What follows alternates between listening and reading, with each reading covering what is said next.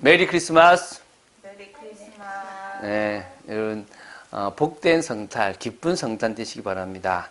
메리 크리스마스라는 의미부터 좀 설명하겠죠. 제가 오늘 찬양 글에도 올렸는데 메리 크리스마스라는 말은 메릴이라는 즐겁다, 기쁘다는 단어와 그 다음에 크라이스트, 그리스도와 그리고 이제 미사라는 이 단어가 합쳐져서 메리 크리스마스라는 단어가 되었습니다. 그래서 한마디로 말하면 그리스도께 즐거운 예배를 올리는 축제.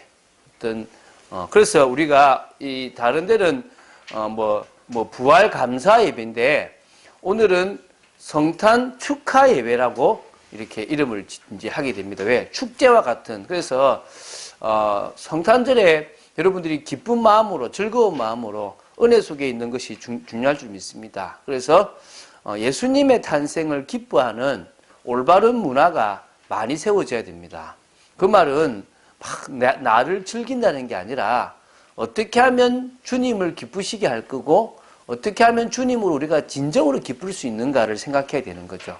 그런 의미에서 우리가 만들어갈 어떤 나눔의 문화, 우리가 만들어갈 교회 안에서의 올바른 크리스찬 문화, 특히 성탄절 문화는 상당히 필요할 줄로 믿습니다. 그래서 우리가 이번 주일에 제가 글을 실었지만 우리 교회도 한번 그런 것들을 해봤으면 좋겠어요.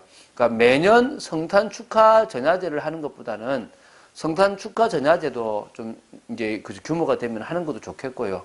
또 그러고 나서는 이제 제가 아는 목사님 그 교회처럼 가문에 대한 어떤 그런 것들을 이제 쭉 하는 거예요. 그러니까 우리 가문에 대해서 우리 가문은 아버지 쪽은 어떤 가문이었고 어머니 쪽은 어떤 가문이었다. 그런 중에 우리는 이렇게 하나님이 우리한테 은혜를 주시는 것 같다라는 어떤 좀 가계도를 쭉 한번 해보는. 그래서 하나님께서 그 가정마다 또 정말 축복하고 같이 나누고 주님의 탄생처럼 우리가 이 땅에 온 것도 의미 있고 목적이 있다는 것들을 나누는 것도 괜찮겠더라고요. 그래서 그런 여러 문화들을 한번 만들어 보려고 기도하고 있습니다. 그래서 우리 또 그것보다 더 아름답고 더 좋은 문화가 있다면 우리가 성탄절 문화가 있다면 만들어 가야 되겠죠. 그죠?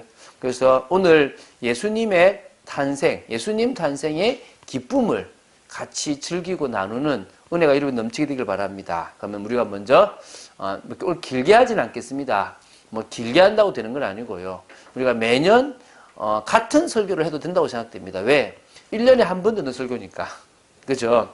우리가 부활절 또 그리고 추수감사절 이런 데 나오는 메시지가 뭐냐면 그냥 똑같아도 돼요. 사실은 왜냐하면 거기에 나오는 내용들은 1년에 한 번 정도밖에 안 하기 때문에 똑같은 메시지를 매년마다 해도 어떤 의미에서 상관이 없다고 볼 수 있습니다. 믿습니까? 그러나 조금씩 바꿔가서 조금씩 더 의미들을 살려나가면 좋겠죠. 그래서 내년에는 성탄절에 대해서 구약에 대한 어떤 그런 나타났던 것들에 대해서도 이제 구약의 예언이 이렇게 성취되어졌다라는 부분들에 대해서 한번 나눌 수 있는 것도 괜찮겠다 생각이 들고요. 그래서 성탄절의 메시지는 다 똑같아요. 이 전 세계의 성탄절 메시지가 특별한 차이가 없습니다. 예수님 오셨다. 그리고 그게 너무나 기쁜 일이다. 누구를 위해 오셨느냐? 우리를 위해서 오셨다라는 겁니다. 오늘 여러분들에게 그런 기쁨이 있게 되길 바랍니다. 먼저는요, 예수님의 탄생, 이 탄생은요, 온 백성에게 미칠 큰 기쁨의 좋은 소식입니다. 누가복음 2장 10절에 이 천사가 온 백성에게 미칠 큰 기쁨의 좋은 소식이라고 얘기를 합니다. 그래서 어떤 소식이냐? 인간을 위하여 누가 태어났다? 구주가 태어났다라는 소식이 아주 우리에게는 큰 기쁨의 좋은 소식이죠. 창세기 3장 15절부터 예언이 되어졌습니다. 누구한테요? 인간에게. 여자의 후손을 보내겠다라고 얘기했어요. 근데 그게 이사야 7장 14절에 뭐죠? 처녀가 잉태하여 아들을 낳을 것이다. 그런데 그거대로 여자의 후손, 처녀의 몸, 다시 말하면 동정녀이신 마리아의 몸에서 예수님이 태어나셨습니다. 하나님께서 타락한 인간을 위해서 보내주시겠다고 약속하신 여자의 후손, 뱀의 머리를 상하게 할 여자의 후손, 인간에게 완전한 구원의 길을 여셔서 다시 창세기 1장 하나님의 형상을 회복해 줄 그 여자의 후손, 그분을 보내시겠다고 약속하신 겁니다. 그래서 예수 그리스도께서 오셨다는 것은 인간의 근본 문제를 해결할 구원자, 구주가 오셨다는 것입니다. 믿습니까? 그래서요, 예수는 구원자라는 뜻입니다. 구원자. 여러분에게 구원을 주시는 그런 분이십니다. 그래서 여러분의 구세주가 되어주시고 또 여러분을 피로 값주고 사신 주인이심을 믿게 되기를 바랍니다. 그래서 우리가 두 번째, 그분이 곧 그리스도 뭐라고요? 주시라. 그리스도 주십니다. 그리스도 주. 오늘 저와 여러분의 그리스도 주가 바로 예수님이십니다. 예수님이 바로 그리스도 주라는 말이죠. 그분의 다른 이름이 뭐냐? 마태복음 1장 23절에 보라 처녀가 잉태하여 아들을 낳을 것이니 그 이름을 뭐라고요? 임마누엘이라. 21절에는 이름을 예수라 하리니 그는 자기 백성을 그들의 죄에서 말자다 구원할 자다. 이 두 개 이름이 다 같이 나와요. 예수란 이름과 임마누엘 이름. 예수란 이름은 구원자로서의 의미고 임마누엘이라는 이름은 뭡니까? 그 구원하고 주님이 끝까지 우리와 뭐 하시겠다? 함께 하시겠다. 이 말이겠죠. 그죠? 그래서 하나님이 우리를 만나게 해주시고 또 예수 그리스도가 하나님과 우리를 만나게 해주시고 우리로 하여금 더 이상 죄와 사망과 지옥의 권세에 있지 않도록 해주신 겁니다. 자, 그러면 예수님의 탄생, 그 큰 기쁨의 좋은 소식인 이유가 뭐냐? 예수님께서 이 땅에 탄생하신 것이 왜 우리에게 큰 기쁨의 좋은 소식이냐? 세 가지를 볼 수 있겠죠. 이게요, 다른 사람이 아니라 하나님의 택하심을 입은 사람들에게 평화라는 거예요. 이게 중요한 겁니다. 하늘에서는 영광이고 땅에서는 모든 사람에게 평화가 아니에요. 하나님의 택하심을 입은 사람들에게 평화래요. 오늘 여러분 제가 이제 우리 순서지 앞에 그 성경 구절을 적어놨잖아요, 그죠? 보면 지극히 높은 곳에서는 하나님께 영광이요 땅에서는 하나님이 기뻐하시는 사람들 중에 평화로다. 하나님이 기뻐하시는 사람이 누구냐? 택하신 사람이에요. 하나님이 기뻐하시는 사람이 누구냐? 하나님께서 영생을 주시기로 많은 사람들이다. 택하신 자들이다. 그러니까 다시 말하면요, 큰 기쁨의 좋은 소식이라는 이유가 뭐냐면 내가 하나님이 기뻐하시고 택감을 받은 나한테 뭐가 오기 때문에요? 평안함이 오고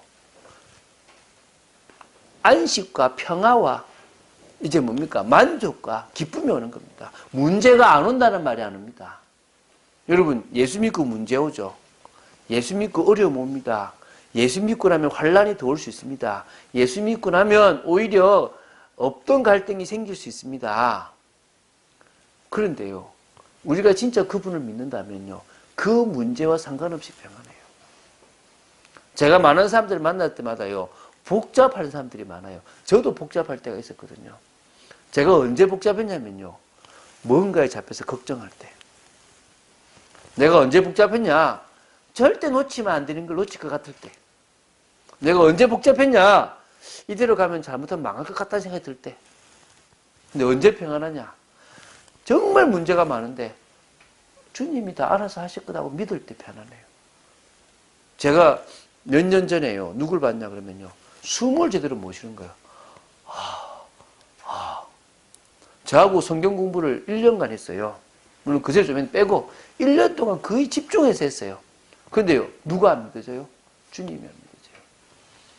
자기 회사가 지금 이제 뭐냐면 뭔가 이렇게 계속 문제 속에 정리해 나가는데 이제 폐업으로 정리해 나가는데 이제 백화점하고 걸린 게 있는데 이게 잘못하면요, 이제 큰 문제가 될 것 같은 거예요. 그러니까 뭐냐면 얼마나 고민을 많이 했는지요. 숨을 못 쉬는 거예요. 근데 그분이 딱 2월이 지나니까요. 지나가네요. 이 또한 지나가네요. 그리고 하나님이요, 그걸 풀어나가시는데 전혀 예상하지 못한 방법으로 하나님이 정리를 시켜나가는 거예요. 그때 이제 뭘 하게 되냐 그러면 이게 하나님이 하시는 거고 이걸 보게 돼요. 오늘 저는요 여러분에게 말합니다. 사단은요 이거 큰일 난다, 너희들 망했다, 너희들 인생 끝났다 얘기합니다. 하나님이 기뻐하시는 우리에게는 예수님이 오신 이후부터는 뭐가 옵니까? 평화가 옵니다. 문제가 안 온다는 게 아닙니다. 고난이 안 온다는 게 아닙니다. 가난할 수도 있습니다. 힘들 수도 있습니다.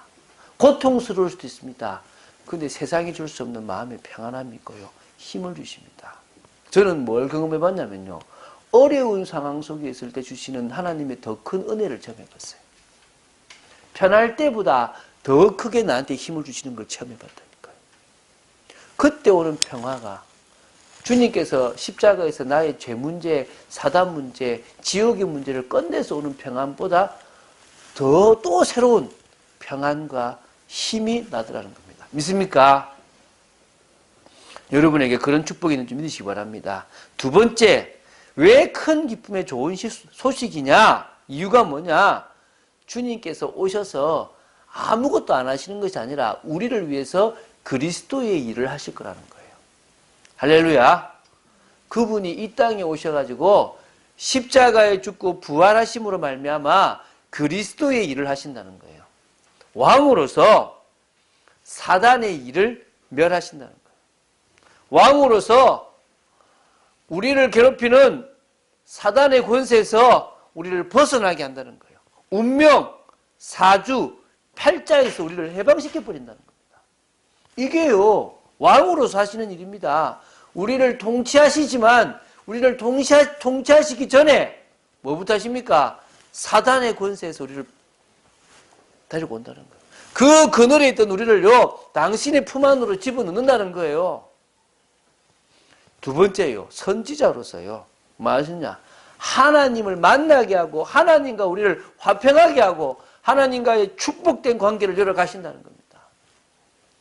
우리는 오늘도 예수 이름 붙잡고 이 자리에 왔습니다. 과거에는요, 성전이 필요했습니다.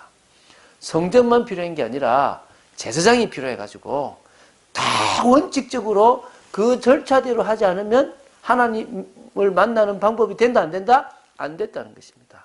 그런데 이제는 예수님이 우리 속에 성령으로 와 계십니다. 우리는 언제든지 주의 이름을 부르는 그 순간에 하나님을 만나고 하나님을 누릴 수 있는 것입니다. 이게 얼마나 귀한 일입니까?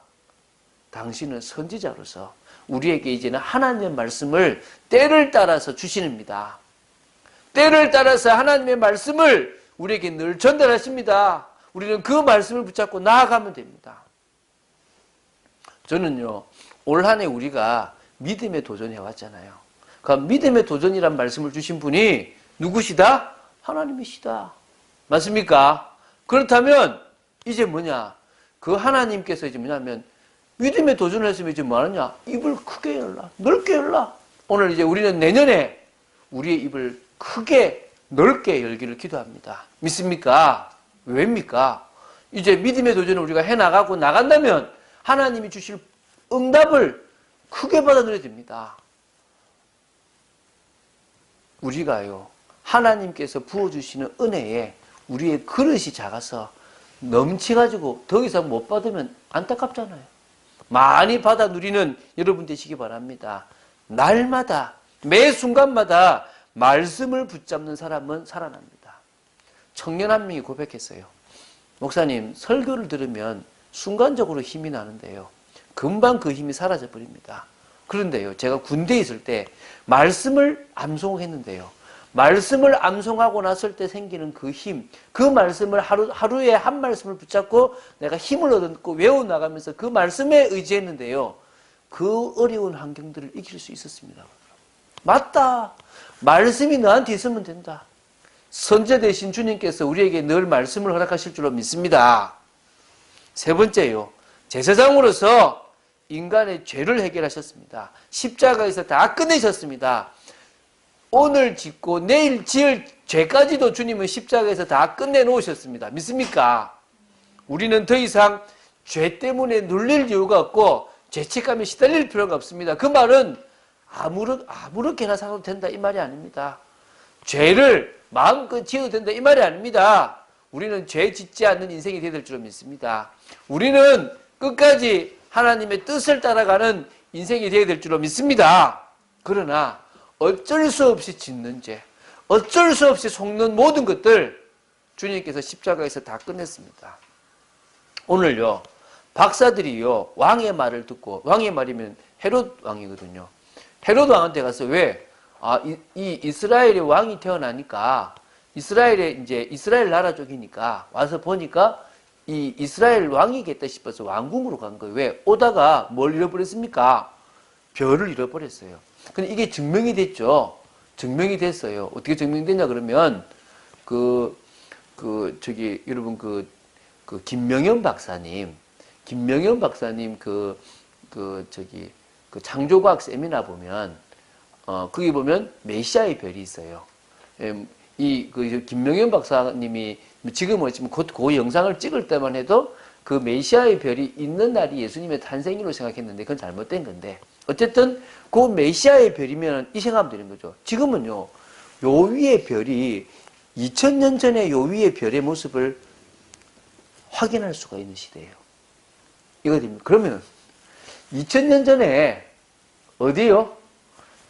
예루살렘, 베들레헴에 큰 별이 있는 걸 확인해 보면 되잖아요. 있더라는 거지.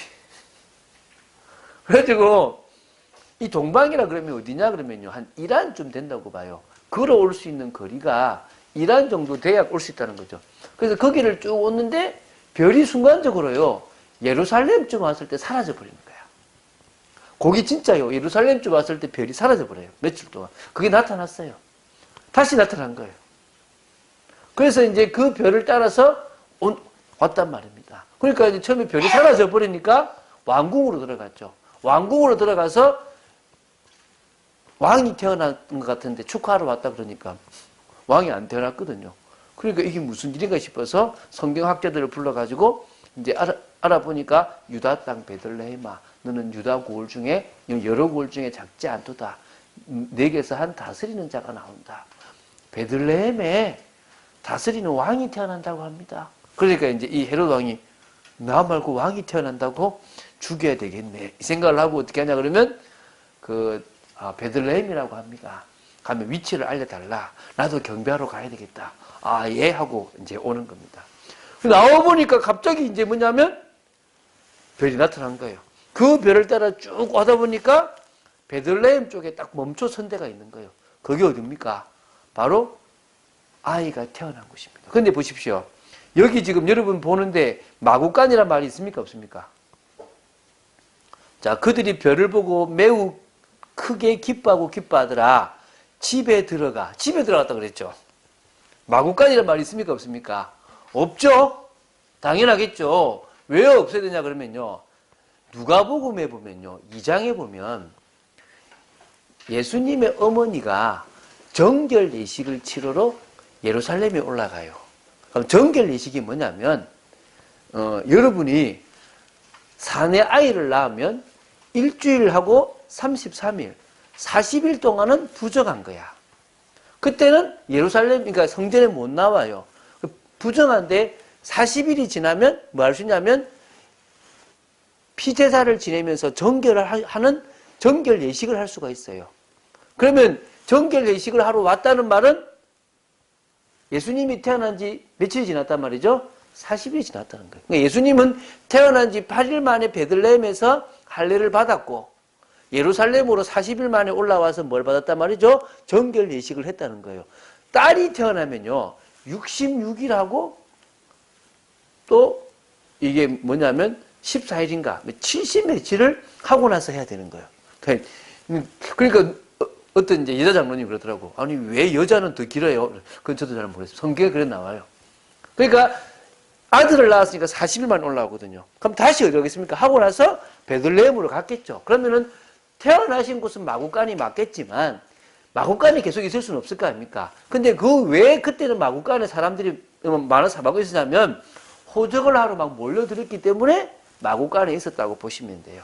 그런데 아마 애를 낳고 나서 사람들이 가고 나서 방을 구했겠죠. 방을 구하고 몸조리를 하는 집은 따로 있었다고 봐야 되겠죠. 그죠? 그러니까 계속 마구간에 있지는 않았을 거라고 보시면 됩니다. 그러니까 지금도 집에 들어갔다라고 나오지 않습니까? 그렇죠? 그래서 저는 이게 이제 학자들마다 다르지만 동방 박사가 온 날은 아마 40 며칠, 약 한 50일쯤 돼서 왔다라고 보면 될 것 같아요. 그리고 나서 이제 동방 박사가 가고 나서 동방 박사한테도 나타나고 요셉한테 나타나서 뭐냐면 요셉한테는 빨리 피해라. 애굽으로 피해라. 그래서 애굽으로 도망을 가게 되고 동방 박사는 예루살렘으로 가지 않고 돌아서 어디로 갑니까? 동방으로 다시 돌아갑니다. 그리고 나서 헤롯이 속은 줄 알고 베들레헴 쪽에 2살 이하의 아이를 다 죽여요. 갓 태어난 아이를 죽이는 게 아니고 2살 이하의 아이를 죽이는 겁니다. 왜? 이미 태어나서 좀 있을 수 있다고 생각하니까 어떻게 되는 겁니까? 2살 이하의 아이를 다 죽이거든요. 그게 예언된 대로 이제 이렇게 죽게 되는 겁니다. 이해가 되시죠? 그래서 지금 이제 요 이야기인데 어쨌든 이때 뭐 다 폐일은 하고 동방의 박사들이 가지고 왔던 예물이 뭡니까? 황금과 유향과 모략이에요. 황금이란 것은 예수님의 왕권을 의미하는 겁니다. 유향이란 것은 예수님의 뭡니까? 선지자권을 얘기합니다. 모략이란 것은 예수님의 뭡니까? 제사장권입니다. 왕권은 왕한테 주는 황금, 우리가 하나님을 만날 때 드리는 유향, 또 뭡니까? 그 다음에 모략이란 것은 시체한테 바르는 모략이라는 거예요. 그래서 이 세 가지를 다 지금 뭡니까? 예수님께 드렸다는 거죠. 그래서 동방의 박사들이지 동방 박사 세 사람이라고 보는 것도 좋은 견해는 아닙니다. 세 사람이 왔는지 몇 명이 왔는지는 모릅니다. 단지 박사들이 왔다라고 보시면 될 것 같습니다. 자, 세 번째. 왜 큰 기쁨의 좋은 소식이냐? 우리를 원래 인간의 모습, 참 인간의 모습을 회복시켜 주시기 위해서 오셨기 때문인 겁니다. 제가 이렇게 사람들을 만나는데요. 상처 있는 사람들이 많아요. 문제 있는 사람들이 많아요. 결혼을 해서 갈등 속에 있는 사람들이 많고요. 정상적으로 살지 못한 사람들이 많아요. 저도 제가 복음 받지 못했다면, 예수님을 믿어서 변화되지 않았다면 이혼을 했을지도 모를 것 같아요.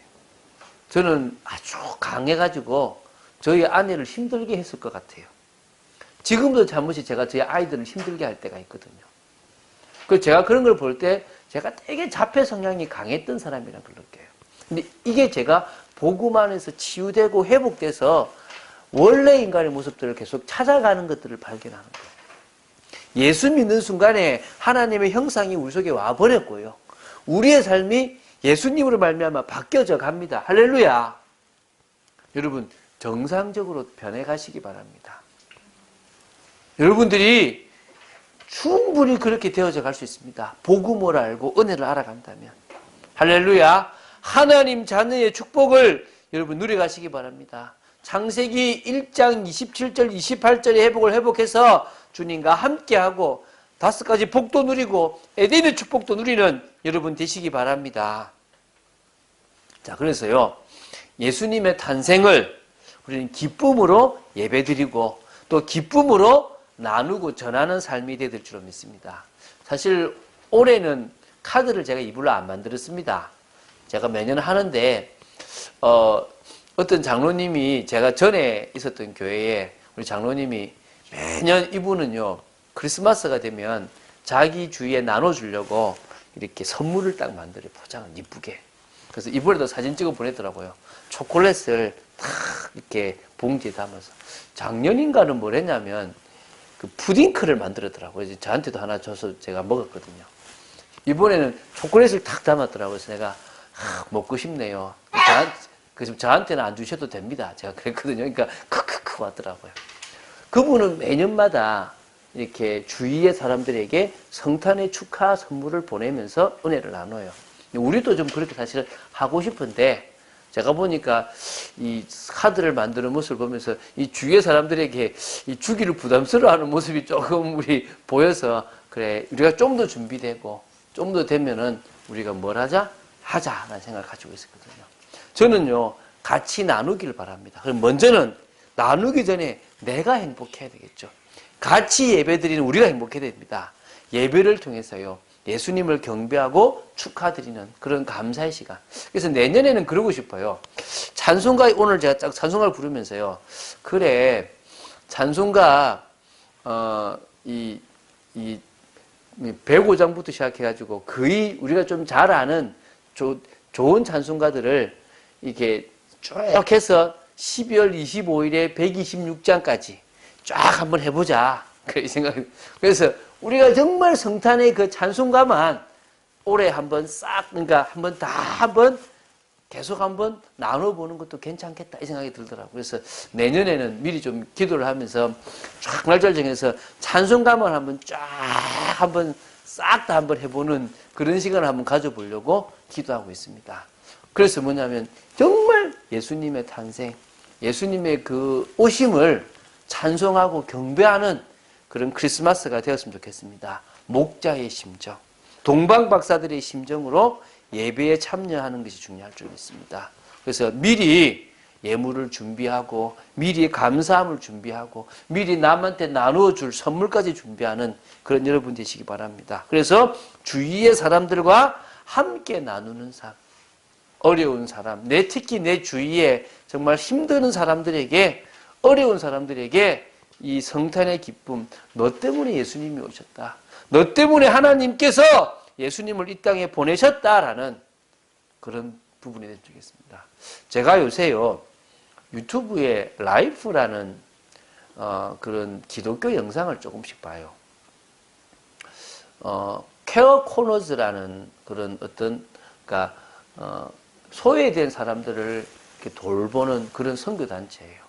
그 선교단체에 간사로 있는 그 전도사가, 신학생이 이렇게 참 하나님이 이 친구를 군대에서부터 영상을 계속 찍게 만드는 거예요.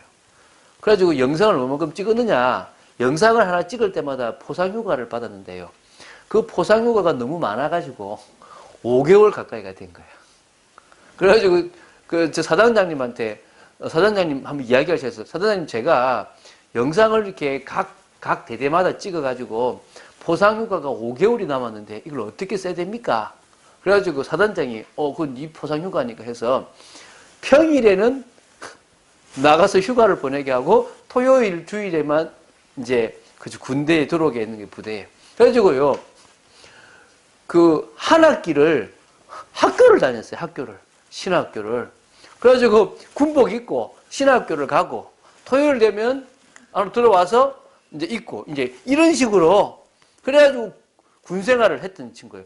그렇게 영상을 많이 찍다 보니까 영상을 뭐 전문적으로 학교에서 배우지 않았는데요.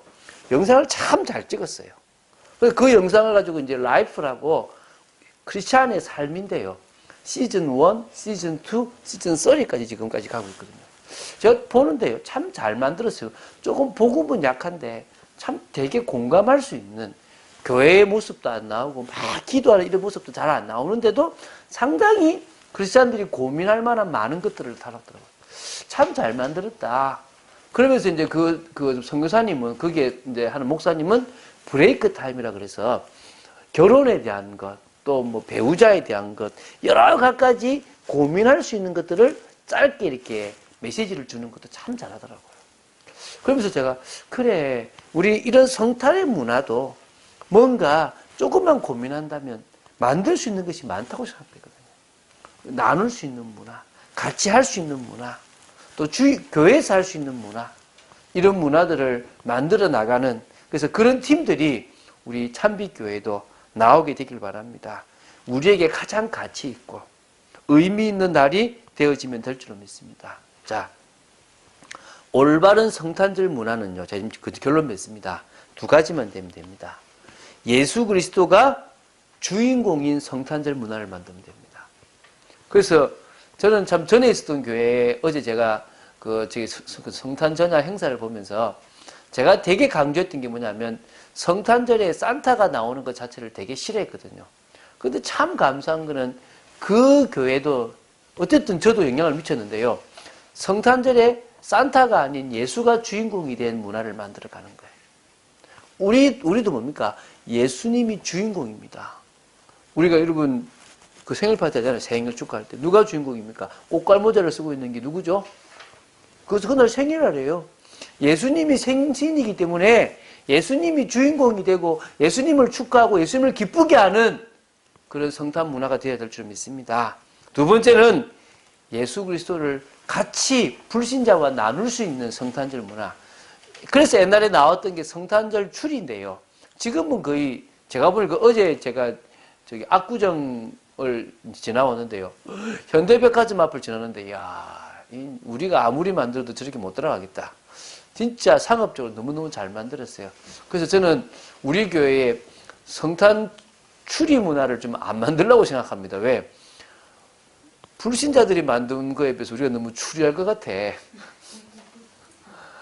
이거는 트리가 아니라 추리가 될 것 같아. 추리야.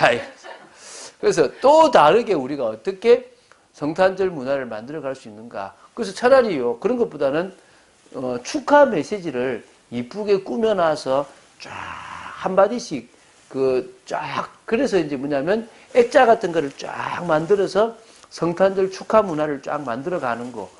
그래서 예수님한테 우리가 하는 감사의 글, 축하의 메시지를 교회 예배당에다가 쫙 이쁘게, 그래서 불빛을 쫙 나타내서 진짜 좀 전시회 같은 좀 그런 걸 만들어도 우리는 좋지 않겠나.